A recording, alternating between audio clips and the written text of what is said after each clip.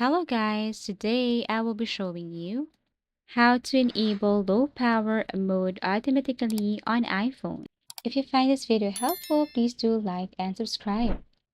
So in order for you to enable low power mode automatically on your iPhone, first you have to go to your iPhone settings.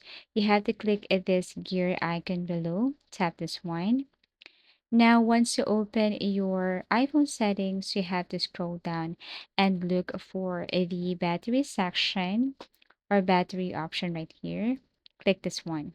Automatically, you should see the low power mode. And in order for you to enable this, all you have to do is to toggle this one on or turn this one on.